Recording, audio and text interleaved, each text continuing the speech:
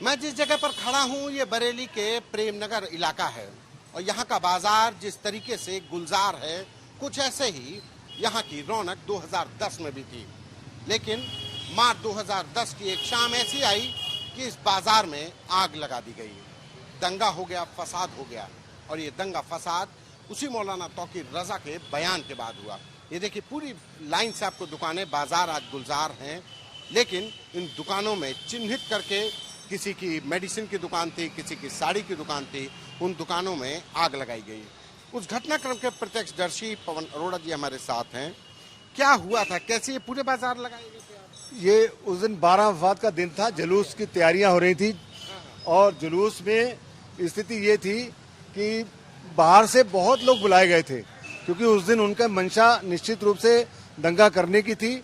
इसलिए उन्होंने क्या करा, पहले से प्लानिंग करके जो है सारे झंडे लगाए गए थे, मुस्लिम शॉप्स पे हरे झंडे लगा लिए गए थे ताकि ये चिन्हित रहे कि ये दुकान किसकी है, क्योंकि जब जुलूस निकलता है तो ज्यादातर दुकानें बंद कर दी जाती हैं, व्यापार जो है ठप हो जाता है। अराफात के जुलूस में मतलब इतना जुलूस होता है, दुकानें बंद रहती हैं। बंद इसलिए हो जाती हैं कि जुलूस बहुत भारी होता है, इस वजह से दुकानें ज्यादातर बंद हो जाती हैं। तो इसलिए उन्होंने झंडे लगा दिए थे हरे कि ये कौन सी दुकान किसकी है, ये पहले से प्लानिंग थी। हमारे एक मित्र दुकानदार मुस्लिम भाई थे, उन्होंने मुझे बुलाया था, यहाँ पे हम लोग जो है स्वागत करेंगे जुलूस का।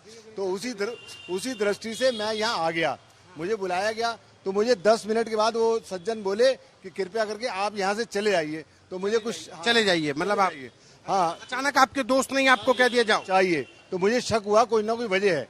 तो जब शक हुआ तो देखा तो यहाँ पे बहुत शोर मचने लग पड़ा। तो पता चला कि साहब वो अंजुमन के जुलूस जो आ रहे हैं उसका एक विवाद खड़ा करके जो है वो भिड़ंत शुरू हो गई है और तौकीर मियाँ जो है वो जिलाधिकारी से और अपने एसएसपी से भिड़ रहे हैं। मौलाना तौकीर रजा के बयान के बाद ये फसाद फैला था? नहीं, उनके, हाँ, उन्हीं की सारी प्लानिंग उन्हीं की थी, दंगा कराने की थी। और निश्चित रूप से बाहर से लोग बुलाए गए थे स्पेशली इस चीज के लिए, क्योंकि बाजार में ये भी दुकानें जो हम देख रहे हैं ये भी सब जली थी, ये हैं? सारी दुकानें जली थी। और क्योंकि यहाँ पे मैंने जब दुकानें सुबह जली तो सबसे पहले 7 बजे भारत मशीनरी जो बर्तन वाले हैं उनको 51,000 रुपए इसलिए आके दिए कि बहुत ज्यादा नुकसान हो चुका था। तो ऐसे सारी दुकानों के सब लोग रो रहे थे, बहुत बुरी हालत थी सुबह 7 बजे। और शाम को मैंने जिलाधिकारी महोदय से, आशीष से ये कहा था कि थोड़ी सख्ती कर लीजिए, ये दंगा, ये दुकानें सारी जलाई गई आज? हाँ, ये सब बिल्कुल खाक कर आपकी भी बिल्कुल, हाँ, पूरी। अच्छा, आपकी भी जली थी दुकान? पूरी दुकान जला दी थी, पूरी दुकान जला दी थी सर। अच्छा, हाँ, ये कुछ भी नहीं हुआ था, कैसे क्या हुआ था साहब? वो क्या नाम है, उनका 12 जुलूस था इनका। तो फिर उस टाइम ये है कि हम लोग दुकानों पे खोल के बैठे हुए थे और साहब एकदम ही क्या नाम पता लगा कि दंगा हो गया है। तो हम लोग दुकान बंद भी नहीं कर पाए, जरा सा बंद कर, अगर बंद करी तो फिर घर पहुंचे तो पता लगा कि दुकानों में आग भी लग गई है। हमारी ये पूरी दुकानें, उधर प्रीत क्लॉथ हाउस, प्रीत साड़ी, दोनों में आग लगा दी। कितनी दुकानें निशाना बनाया गया साहब इसमें तो कोहड़ा पीरी पे तो कई दुकानें मतलब आग लगाई हैं और उसका तो अलग अलग जगह में कई दुकानें जली हैं, उनका नुकसान हुआ था।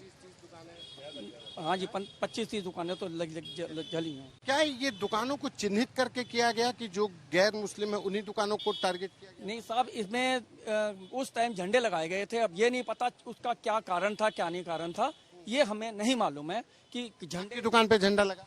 नहीं साहब, इसका ध्यान नहीं दिया। बाकी झंडे जो हरे रंग के लगे थे उसका, हाँ, वो किसी दुकान पहली बार लगे थे झंडे पहली बार लगे थे 2010? हाँ, 2010 में, मतलब 2 मार्च 2010 को पहली बार बारफात में हाँ, झंडे लगे थे, पहले कभी नहीं लगाए? ना।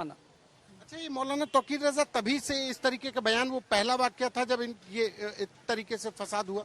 नहीं सर, वहाँ जलसा हो रहा था, ये हमें नहीं पता। उस टाइम जब जलसा हो रहा था, इधर एकदम से ही फिर ये मतलब आग लगानी शुरू हो गई।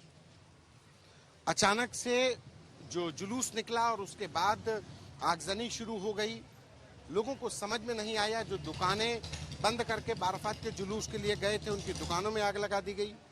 अच्छा, उस वक्त जो 2010 में सरकार थी वो उसने कोई कार्रवाई की कि नहीं की, क्या हुआ था फिर? उस वक्त कोई कार्रवाई इस प्रकार से कोई फौरी तौर पे कार्रवाई नहीं हुई। तौकीर रजा अरेस्ट हुए थे? ना, उस समय तुरंत अरेस्ट नहीं हुए थे, ऐसा नहीं था। बहुत बड़ा बवाल हुआ और बहुत ज्यादा नुकसान हुआ। जब इतना ज्यादा नुकसान हुआ उसे मैक्सिमम, वो अलग बात है, कोई दो दुकानों के बीच में किसी मुस्लिम समाज की दुकान जल गई हो तो अलग बात है, अदरवाइज चिन्हित करके जो है दुकानें जलाई गई।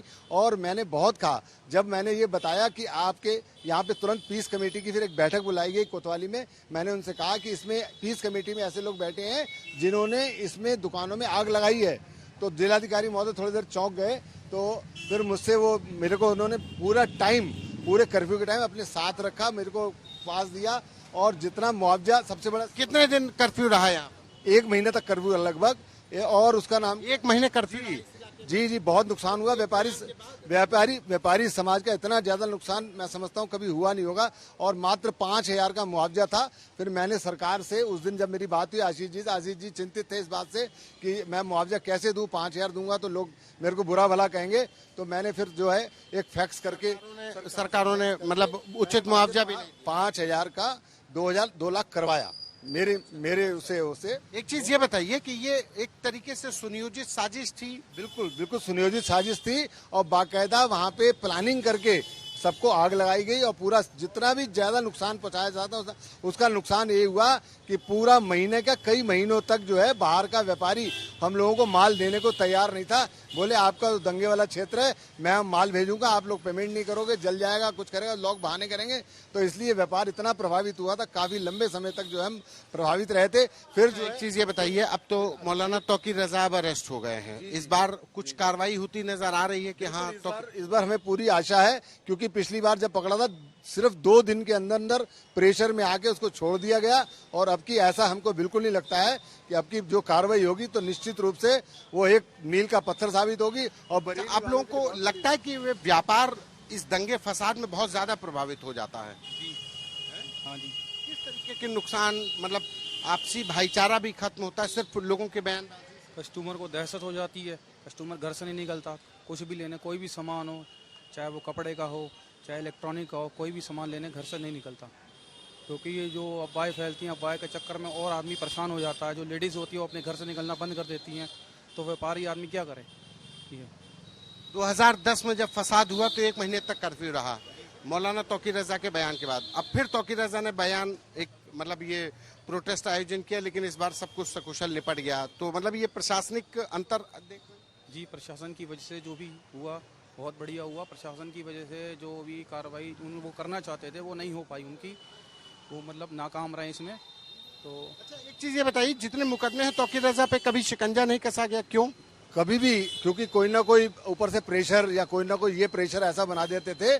तो जितनी भी सरकारें रहीं, या सपा की रहीं या बसपा की रहीं, वो इनके तो भाजपा की में भी तो बयान दे रहे हैं। भाजपा में जो बयान दिए हैं तो ये इसको, क्योंकि आपकी उन्होंने प्लानिंग करके जो दंगा करा उसको निश्चित रूप से जो है पहली बार ऐसा देखने को मिला है कि हाँ, अगर इस प्रकार का कोई दंगे का सोचेगा तो उसके खिलाफ कार्रवाई होगी। और बहुत अच्छी कार्रवाई हुई है हमारा सारा। अब आप लोगों के 2010 में जो कुछ अन्याय हुआ, एक उम्मीद है कि 2010 में आप लोगों का जो नुकसान हुआ, आप लोगों के साथ जो अन्याय हुआ, उसमें न्याय हो पाएगा?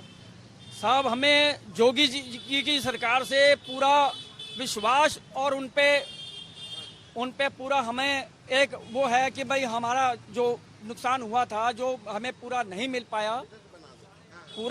पाया, वो जोगी जी हमें उसका कॉपरेट करेंगे।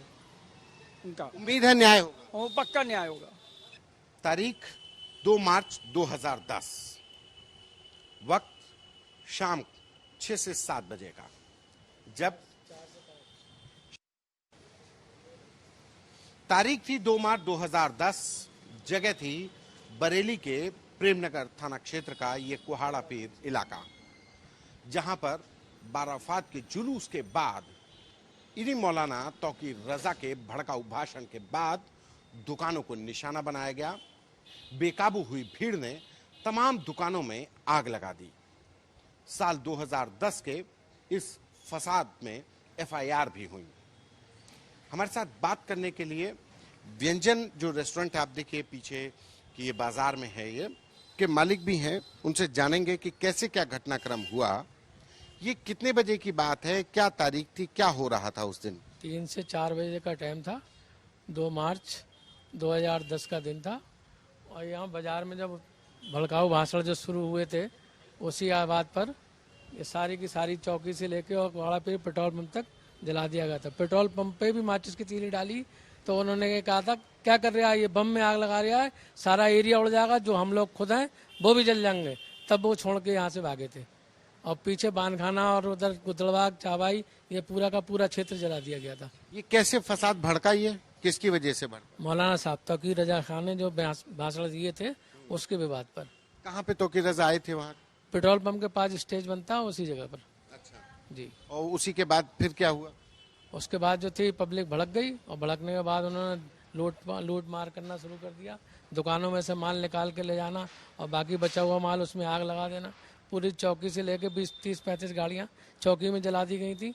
और आज भी उस चीज़ का बयान चौकी इंचार्ज दे सकते हैं जो इस समय मौके में मौजूद थे। लगभग कितनी दुकानें जलाई गई, कितनी दुकानों में तोड़फोड़ की गई? लगभग 20 से 25 दुकानें थी। और सबसे ज़्यादा जो दुकानें जली थी वो पेट्रोल पंप के पास में जो थी टायर की दुकानें, उनमें खूब आग लगाई जिससे वो टायर धुआं करके जो उड़े। और सामने मिठाई की दुकानों में कम से कम 8-10 सिलेंडर फटे थे और सारे के सारे लोग छोड़ के अपना एरिया भाग गए थे। ये दुकानें क्या सिर्फ टारगेट करके की गई थी कि जो हिंदुओं की दुकानें वही? एक ही साइड जली थी जहाँ जहाँ हिंदू आई थी, और जो बीच में आ गई दुकान मियाँ भाई की वो तो जली, बाकी हिंदुओं की सारी दुकानें जलाई गई थी मतलब निशाना बना कर? खाना बना करके। तो क्या मतलब पहले से चिन्हित की गई थी दुकानें या एक बाराफात के वजह से जो झंडे लगाए जाते हैं उससे आइडेंटिफिकेशन हुआ? पब्लिक इतनी होती है साहब कि हजारों की तादाद में नहीं, लाखों की तादाद में भीड़ भाड़ थी। और उसके वजह से सारे जहाँ जो व्यक्ति था उसने उसी हिसाब से लूटकाट करी और उसे तीली जला दी। आपकी दुकान में भी लूटपाट की गई, आग लगाई गई थी? आग भी लगाई और जलाई भी गई। ये तो उसके 2010 के बाद ही बनी है। आप क्या कर रहे थे, यहीं दुकान पर थे, कैसे क्या हुआ था? दुकान बंद करके भागना पड़ा यहाँ से। तो भाग के अपने पीछे गया तो पीछे उससे ज़्यादा था। तो फिर हम रहते थे राजेंद्र नगर, तो भाई पूरा सैदाना होते हुए भाग के अपने घर पहुँचे थे। जान बचा के बाद? जी, जान बचा के भागना पड़ा। काहे की दुकान थी? अब तो एक रेस्टोरेंट है, खाने का था उस समय। हाँ। कितना नुकसान हुआ होगा? नुकसान की कोई गिनती नहीं, क्या नुकसान बताया जा सकता। नुकसान तो जो भी था जला के बराबर कर दिया। जब कुछ नहीं बचा, लकड़ी की मेज़ें तक तो जला दी गई थी। मेज़ें कुर्सी जो भी था सभी जला दिया गया था। ये मौलाना तौकीर रज़ा 2010 से ही इस तरीके के बयान दे रहे हैं कि पहले भी देता रहा है? हमेशा देते रहे थे। 2010 से कुछ ज़्यादा एक्टिव हुए। 2010 से ज़्यादा एक्टिव हुए। उस समय की सरकार ने क्या किया, फिर क्या हुआ? फिर उस समय सरकार ने अपने जो भी उनके हिसाब से बनता था, जो मुआवजा दिया सब दुकानदारों को थोड़ा थोड़ा, उसी के हिसाब से लोगों को मिल गया था। तौकीर रज़ा पे कोई कार्रवाई हुई? कार्रवाई बंद हुए थे, एक आध दिन के लिए छोड़ दिए गए थे। उस समय तौकीर रज़ा जेल गए थे? नहीं गए थे? नहीं गए थे उस समय नहीं गए थे। एक ही दिन में यहीं बरेली में ही छोड़ दिया गया था। अच्छा। जी। अब तो लेकिन सरकार ने जेल भेज दिया, फतेहगढ़ जेल चले गए। अब लग रहा है कि कुछ होगा, ये जो बयानबाजी करके बरेली का माहौल खराब। हमें तो कोई जानकारी नहीं है साहब की, ये तो आप लोग जानते हैं। हाँ, शिकंजा कसेगा तो जरूर कुछ ना कुछ होगा। बरेली में जब तनाव होता है तो क्या इन्हीं की यही एक मतलब क्या इन्हीं के एक शगल में है, यही बयान देते हैं? इसके अलावा और कोई नहीं आता है। अच्छा। ये पूरा जुलूस निकला कहाँ से था? जुलूस इकट्ठा सारे शहर का होता है, सारी तहसीलों के भी व्यक्ति आते हैं। यहाँ से लेके इज्जत नगर तक लग जाता था पहले तो, और अब थोड़ा लगता है आते जाते चलते जाते। पहले तो इज्जत नगर तक का रोड पूरा बंद कर दिया जाता था, हाँ पार पार रोड कर नहीं सकते थे। अच्छा, सब पूरा मतलब रोड चारों तरफ के और नवल्टी चौराहे से होते हुए वहाँ तक चादर जाती थी आला हजरत तक। तो उसके बाद फिर आपने एफआईआर कराई? हाँ, FIR कराई, उससे कोई फायदा हुआ नहीं और परेशानियाँ झेलना पड़ी। किस तरीके की परेशानी? परेशानी दबाव अपना अपना तरीके से आके प्रेशर बनाना कि वापस ले लो वरना तुम मारे जाओगे, क्या होगा कैसे होगा, आगे की बातें मैं कहना नहीं चाहता। अभी मुकदमा चल रहा है, क्या हुआ, खत्म हो गया? मुकदमा चल रहा है, अब आगे क्या कार्रवाई हुए, सुप्रीम कोर्ट जाए या ना जाए वो अलग की बात रही। यहाँ जजमेंट सेफ रखा हुआ है, जजमेंट में क्या हुआ है इसकी जानकारी नहीं है। आप ही ने अकेले मुकदमा लिखा है तो और भी लोगों ने लिखा है? उसमें 2 लोग थे, एक हम थे, एक अग्रवाल से थे, वो खत्म हो गए। उसमें हम ही 2 लोग थे। अब इन लोगों के बीच में रहना है तो पैरवी करने में भी दबाव? अपना कोई जो है सो चलता रहता है। मौत ठोकर लग के भी आनी है, सामने से भी आनी है, इसके अलावा कोई नहीं। ये उस शख्स की जुबानी है जो 2010 यानी 15 साल पहले तौकीर रज़ा ने जो बयान दिया और बरेली के अमन चैन में आग लगा दी, बरेली के भाईचारे को मिट्टी में मिला दिया। और वहीं से तौकीर रजा के इस बयान के बाद करीब 2 दर्जन से ज्यादा दुकानों में लूटपाट हुई। लूटपाट के बाद आगजनी की गई और सबसे बड़ी बात कि तमाम दुकानें चिन्हित करके हिंदू परिवारों की दुकानों को ही निशाना बनाया गया। कैमरा पर्सन गौरव के साथ संतोष कुमार, आज तक।